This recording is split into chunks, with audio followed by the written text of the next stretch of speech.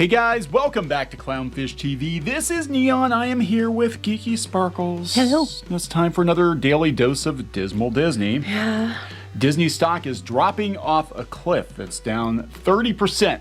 Dang. Can't imagine why Disney stock is dropping. No. Which reason could it be? Take your pick. why could Disney stock be dropping? Yeah, take your pick of reasons. I think it has to do with politics and Disney getting overly political. Other analysts are saying it's because Disney Plus isn't doing as hot as they were hoping. I think it's partly because of the way the people are canceling trips at the parks, and because like things like the Galactic Star Cruiser aren't doing the gangbusters numbers they thought they would. I think it's a grand storm of epic shitty proportions. Epic shitty proportions. Shitstorm. Shitstorm. Yeah. Shitstorm. Like, duh. Shitstorm. That's a sci-fi movie. That was me just making it more complicated than it had to be. I need caffeine. If it's not a sci-fi movie, it should be a sci-fi movie. Shitstorm. With mouse ears. With mouse ears? That's right. Anyway, before we get into it any further, please subscribe for more pop culture news, views, and rants, guys. Over 262,000 subs. Woo! Thank you so much for the support. We do talk a lot about Disney, having worked in and around the company for a number of years, covering theme parks on piratesandprincesses.net, and we've been covering the political debacle in Florida, and a lot of people are like, "Hey, Disney, just stay out of politics." I think it's a culmination of bad decisions. Yeah, it is. And not just like recent bad decisions. I think it's a culmination of bad decisions over the last 10 years just coming to a giant head. Yeah, let's talk about Disney's giant head here. So I got to give a hat tip to Martin for sending this over. I looked at my stock app and I was like, oh no, because Disney makes up a pretty big chunk of my portfolio. It doesn't mind.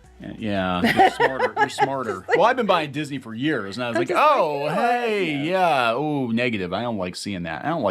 Anyway, Disney down 30%. Buy now to own your next century Marvel magic. Marvel magic is what they're saying. Once a solid investment, Disney shares now face increasing headwinds. That's what they're calling it, headwinds. They call it culmination of bad decisions. Headwinds. I would say rear winds, sort of fart. Yeah. Disney stock is a fart. Disney shat itself. It shat itself. Now, I do think it will come back. I think that a lot of places are saying, hey, buy the dip.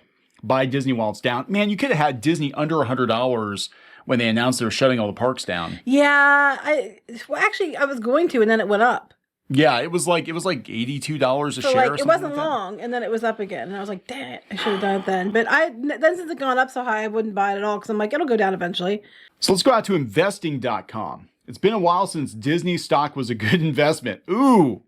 So over a 1, 3, and 5 and 10-year period, shares of the entertainment giant have lagged the S&P 500, including dividends. The stock has returned just 21% over the past 5 years, roughly 4% annualized. So here's the thing. Everybody, was all excited when they had really good numbers with Disney Plus. And they're like, look at the Disney stock's the highest it's ever been. But they massaged that to make it be the high numbers. They rubbed it. They did. They combined different things to try to change the numbers and get them up.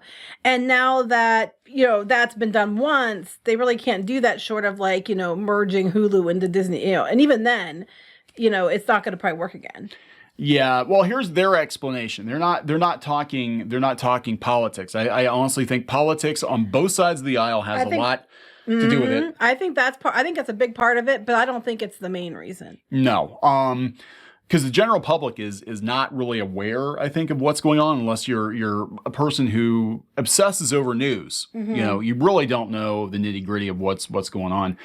So they said the simple explanation for the relative weakness is two areas, streaming and the parks business. Yep, that's what I said. Parks is a big one. That's what I think it's about. I think that and the movies. The movies didn't do well. No. In the last year or two, they did not do well. I mean, Spider-Man did, but that was a Sony thing. That was more, I think it's I want to say it's a 75-25% split. So, their movies overall have not been performing well in the last couple of years. That hurt them. Streaming, it's not moving as fast as they'd like, and they're just kind of shitting out whatever to try to up those numbers. But the parks the parks, everybody's complaining about the parks. They're canceling trips because they've made it so convoluted, so expensive, so unfun and regimented that people are just like, fuck it, I'm out. Yeah, and this is I'm not sorry, Mom. this is before all the political crap down in Florida. This was, Disney fans were complaining about the expense of Disney World, and we just did a video a day or two ago talking about how expensive Disney has become again and how people are canceling the trips because it's so overpriced. And here's another article from The Street. Disney World is leaning into wealthy customers. You don't say. You don't say. They've made it so beyond that, just to try to get every penny, just to try to make it, they can squeeze what they can get. It has become so ridiculous. Like I was explaining it to Squid King yesterday. It's like we were talking about it, and I said, so you have to buy your ticket. Yeah. Okay. And then you have to have your park pass reservation for that day. And if you bought your ticket, park pass reservation, you don't get in. Okay. So now you have to have a reservation. And then on the day of your going to that park, you have to have if you want to use Lightning Lane, you have to have it purchased so you can go ahead and start like at 7 a.m. to try to get your Lightning Lane choices, which are pretty much already gone within seconds. And then a lot of people are buying Lightning Lane passes and they aren't even able to use them. Or they get one ride out of them for $15 per person per day. And then they were doing, you could pay to ride rides. You didn't have to buy the Lightning Lane with it. But now they've rolled some of those rides temporarily into the Lightning Lane. So you can't do that. But when it's all firing on cylinders, you can pay to get in the park, have to get your reservation. Then you can pay for Lightning Lane. Then you can pay for right in front of the line access. It's like your ticket is basically a cover charge, door charge. That's it. It's like Disney is DLC. They put the D in DLC. Yeah, the big D. Yeah. And it's unfun, and they are catering to wealthy people. They don't want middle class families anymore. This has been a trend that's been ongoing. It's just really starting to catch up to them, I think, with the pandemic and with the egregious price gouging in the last couple months with Lightning Lane and all that. And now people are like, what the hell? Like they used to complain if they had to pay for parking, $20. You have to pay for that too. They keep raising that also. And now you have to pay for parking at the hotel as well if you're bringing your car. It's just one thing after another. And then they raise prices on merch and then on food. And they're like, oh, our price, customer spending's up. No shit. Yeah, and that's what they look at, and they try to put the positive spin on it. Like, every individual that visits Disney is spending more money than they used to. Of course they are. We cut the food size down, so now you have to buy twice as much food, so you're not hungry, even though the food's huge. You don't really have to. But I'm just saying, it's just one choice after another that is solely there to gouge customers. Then they're bragging about how they track the shit out of you at the park, on streaming. Anytime you have anything to do with Disney and you have your information on there, they are tracking, looking for trends, trying to figure out how to get more money out of you out of the park. Yeah. We got one. Well, I mean, when you go home, they're trying to figure a way to gouge you there. Oh, yeah, they do. They'll you go to the park more than once or twice a year, and they're sending you, hey, did you ever think about DVC? Oh, yeah, and they keep changing parts of hotels into more DVC stuff, so that's even less room unless you buy DVC. The hotels are booked up half the time. I don't understand how, because they're so damn expensive. It's just... They jack the hotels up so they can give you a discount, and you think you're getting a deal. Yeah, basically what they're saying, your big deal price is what the price of the hotel was like 2 years ago. Yeah, it was a rack rate just a couple of years ago. It's insane. And that's why, if you ask me, their stock's going down because I can't tell you how many people I've seen have been like, I'm canceling my trip because I'm so damn tired of this. And then I think you throw in the politics on top of it. If people already weren't pissed, I think that's just pushing people over. Yeah, I think it is. I think you had a lot of people that were on the fence, and then when Disney started getting really political, it was like, well, it makes it so much easier. Both sides are pissed at Disney. Yeah, both sides are pissed at Disney. It's like Disney's getting weirdly political, and the prices are going up, and screw it, I'm out. I'm not doing this anymore.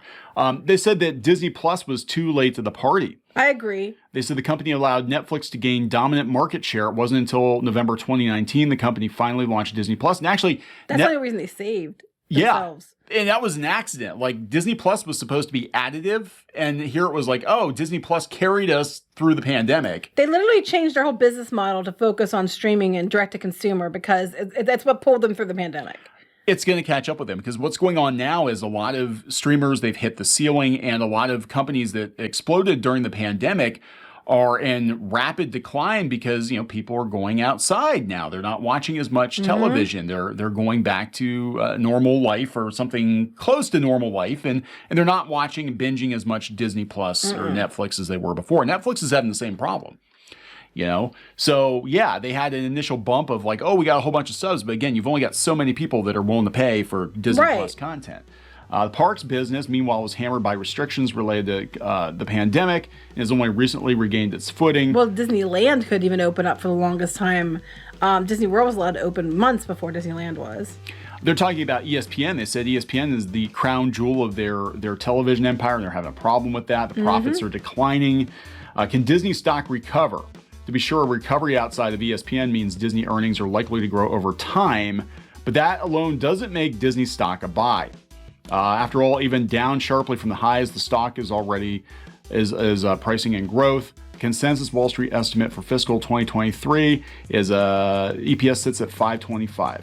So it's going to take time for Disney to get back. But long short of it is Disney might be a long-term buy, but if you're looking to buy it and make some money overnight, you're not going to. And it is lagging. Like, it had a couple of highs, but for the most part, it's just... And it's been for years. I mean, this isn't anything new. I mean, I remember telling people to buy Disney when it was like $82 or $84 a share, because I'm like, it's only going to go up from here. I think we hit the bottom. And then people were like, no, it's never going to stop. It's at 2. It was like 220 or something, 212. And people were like, it's Disney's up. And then it was like, yeah, shocker. So good luck with that. But yeah, I think there's a lot of things going on here. We'll keep an eye on it. It's going to be really interesting to see what kind of excuses there are at the next earnings call. What the reasoning is. I don't know. Gonna wrap this one up. Yep.